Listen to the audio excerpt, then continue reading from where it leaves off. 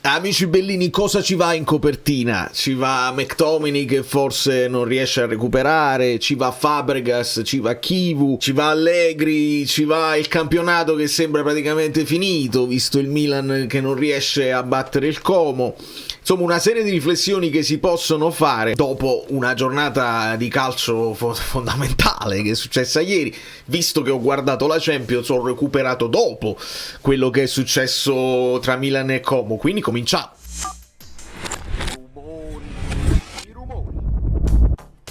Prima di cominciare però, scusate, devo fare una cosa.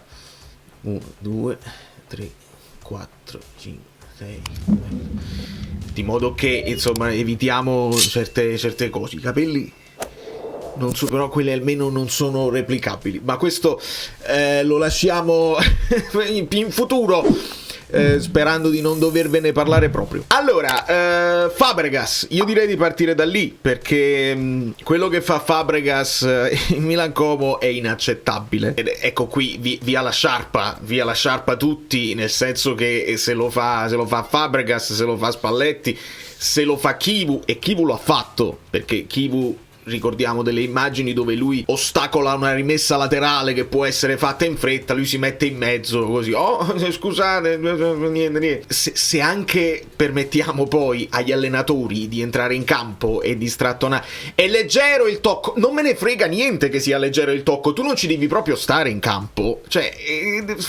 Saelemaekers che sta ripiegando in difesa per aiutare, per non subire un gol dal Fabregas gli tira la maglietta. No, non è pensabile. E il fatto che non venga espulso lui e venga espulso poi Allegri, che lascia la sua postazione e va poi allo scontro con un collaboratore di Fabregas, si mette il collaboratore in mezzo e quindi Fabregas la passa liscia. E vanno bene le scuse, ecco, le scuse con tempistica rispetto alle scuse ritardate da parte di Bastoni, però io mi aspetto una conseguenza, cioè non è possibile che passa in cavalleria questa cosa qua, significa giocare in 12, significa... non è pensabile, e lo dico da un tifoso del Napoli che se Milan e Como pareggiano io mi sta più che bene, quindi si va al di là di quelli che sono i nostri interessi personali da tifosi. Il Milan rallenta, il Como non sopravanza e l'Inter probabilmente addolcisce quella che è la mazzata norvegese, perché si sente che non c'è nemmeno la seconda in classifica che insegue in un certo modo, e arriveranno poi al derby con più tranquillità. Poi si può dire anche i tifosi del Como o chi altro, insomma i tifosi anti-Milan diciamo, possono dire ma Saelemaekers doveva essere espulso, c'è il secondo giallo che non è dato. Sì, ognuno porti il suo episodio dove si sente defraudato e dove è successo uno scandalo. Io ieri notte, prima di andare a dormire, sono riuscito a recuperare quello che mi chiedevate, e cioè il fallo di mano chiesto da Højlund, da Olivera, da Gutierrez nel finalissimo di Napoli-Roma, dove Colombo dice no, niente, e non controllano e non mandano replay. Purtroppo gli è sfuggito.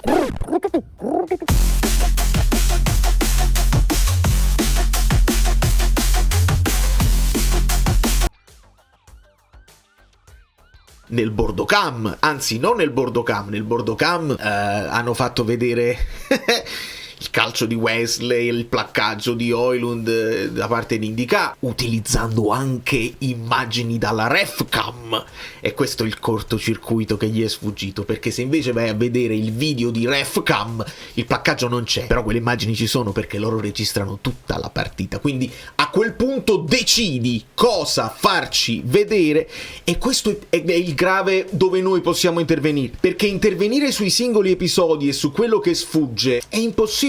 Ci sarà sempre polemica, ci sarà sempre qualcosa che sfugge all'occhio umano. Poi c'è l'occhio tecnologico che magari non ha il tempo di vederle tutte le cose, alle volte le vedono e non le vedono bene. Vedi il fallo di mano chiamato a Højlund che per immediatezza gli annulla il gol col Verona, ma se quello di Højlund era da decidere, da discutere, qualcuno dice l'ha toccato poco, qualcuno dice non l'ha toccato, idem è quello là di Elanaui. Però da regolamento sempre nebuloso, se segni dopo un tocco così te lo annullano, se invece è un tocco di mano che deve portare un rigore non si dà. Che significa? Capite che è fatto di proposito, che non si capisce niente. E questo mi ricorda anche una puntata del Topolino, un episodio di Zio Paperone. Io non me lo ricordo questo episodio, ma la mia community è quella. Enzo mi ricorda che c'è un episodio dove Zio Paperone fa costruire un robot ad Archimede che arbitra perfettamente tutte le partite senza errori, sa parlare anche ai microfoni, ricorda tutti gli episodi, si abbassano le polemiche e la gente perde interesse nel calcio, al punto che lo devono togliere da mezzo il robot che fa le decisioni perfette, perché quella polemica ci vuole per mantenere l'interesse.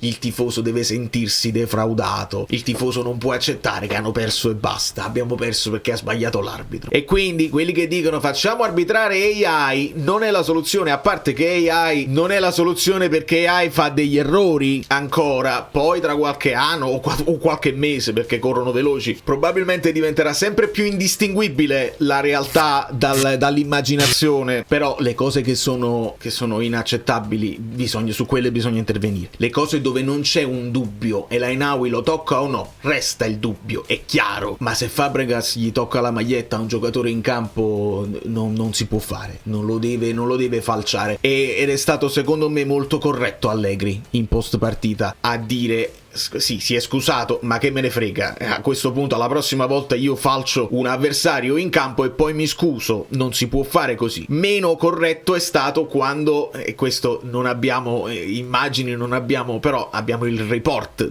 perché in sala stampa hanno sentito che Allegri ha detto sei un bambino, sei un coglione, e quindi c'è un po' di nervosismo. La sensazione è che il Milan in qualche modo ci creda ad avvicinarsi ai cugini e a fare lo scherzetto. Allegri dirà sempre no, il quarto posto, ed è normale. Però io riallargo la situazione perché potremmo anche noi gasarci in questo momento. È difficile perché se continuano a mancarti, hai recuperato Gilmour, hai perso McTominay, è proprio difficilissimo, non hai Rachmani più, è veramente difficile. Ecco perché almeno le cose evidenti arbitrali dovreste darcele, perché altrimenti diventa difficile competere. Però nell'ultima live mi venne questo pensiero, questa intuizione mentre parlavo con voi. C'è una variante, una variabile che non conosciamo, perché è la prima volta che si affronta un discorso, un campionato dopo un mondiale per club, quindi con una preparazione fatta e non fatta. E se l'Inter avesse un momento di calo fisico importante? E se la Juventus avesse questo tipo di problemi? Ecco che squadre che come il Milan, come il Napoli, come la Roma potrebbero approfittarne. E dopo quello che vedi nelle coppe, dove il Napoli è stato giustamente massacrato da tutti perché non si può arrivare fuori dalle prime 24, va bene, però se poi esci al primo playoff prendendo 5 gol da Galatasaray, 3 gol dal Bodo, l'Inter probabilmente ha tutte le possibilità di farcela a San Siro. A Juventus è un po' più difficile, però ricordiamo, nel calcio c'era quel 3-0 con l'Atletico Madrid, divenne 3-3, quindi si può fare. Però come vedete un calo evidente, chiaro ed evidente, potrebbe gasare le altre. Ecco perché nasce il nervosismo da parte di Allegri in una partita dove lui dice abbiamo guadagnato un punto sul Napoli. Potevi fare 3 punti, sul Napoli e potevi riavvicinarti moltissimo all'Inter. Per legare il discorso degli allenatori che si lamentano o meno, Kivu ieri sembrava Mazzarri, e bisogna sottolinearlo perché è stato portato su un piatto è stato portato in braccio creandone un personaggio, lui bravo a sostenerlo, a spingerlo, poi tutta la stampa, mamma mia, questo non l'abbiamo mai visto un allenatore così, è grandissimo, è fortissimo, non sbaglia una dichiarazione, e adesso sta cominciando a sbagliarne una dietro l'altra, perché prima dice aspetto che un allenatore venga in sala stampa a dire che è stato aiutato dall'arbitro, viene aiutato e non lo dice, dopodiché mette in mezzo Maradona, mette in mezzo il fallo di mano dove lui segnò contro l'Inghilterra, ignorando o facendo finta di non sapere l'impatto politico di quella situazione là. Oltretutto nella stessa partita, dopo averti fatto il gol di mano, ti fa il gol del secolo scartando tutta la squadra. Quindi non mettere a paragone quello che fa Bastoni con Diego Armando Maradona. Partiamo da questo presupposto. Hai avuto un'ulteriore possibilità ieri. Invece di parlare di lamentarti del campo sintetico, avresti potuto dire, visto che la partita è finita e hai fatto un gol irregolare perché Pio Esposito la tocca con la mano dopo che l'ha toccata con la mano anche Carlos Augusto, nell'immediatezza quel gol va annullato. È un gol in più. Invece di partire da 3-0 tu parti da 3-1, basta che fai un gol nel primo tempo, la partita è cambiata. Quindi quello è un vantaggio netto, innegabile, che Chivu ha avuto con l'Inter, che si può giocare tranquillamente il passaggio del turno. Avresti potuto dirlo, saresti ritornato ad essere quel personaggio portato che viene a salvare il calcio italiano da tutta una serie di cose. Hai perso un'altra occasione. Quindi rimessa laterale, Chivu che disturba, Fabregas che tira la maglietta, Saelemaekers che doveva essere espulso, viene espulso Allegri che gli dice sei un coglione e nel frattempo ci crede, ma non lo dice all'avvicinarsi all'Inter, che potrebbero poi crollare. Tutto ciò è molto interessante. Io credo che è molto interessante e credo che le polemiche resteranno, con o senza VAR. Credo che il protocollo sia migliorabile. Credo che alcune cose si possono risolvere, come per esempio la goal line technology. Avete risolto un problema, il caso Montaro non avverrà più. C'è un margine di errore però, anche per quanto riguarda il fuorigioco semiautomatico. Mi sta bene. A quel punto poi uno, se vuole andare nello specifico della tecnologia che stai usando, si può andare. Ma ci sono certe cose dove non è un problema di protocollo, non è un problema di tecnologia, è un problema di scelta. È una scelta. Non espellere Fabregas dopo quella cosa lì è una scelta. E non venitemi a dire che il VAR non può intervenire sugli allenatori, Non venitemi a dire questo. Visto che stasera c'è... Sembra quasi che sei... Poco. Allora...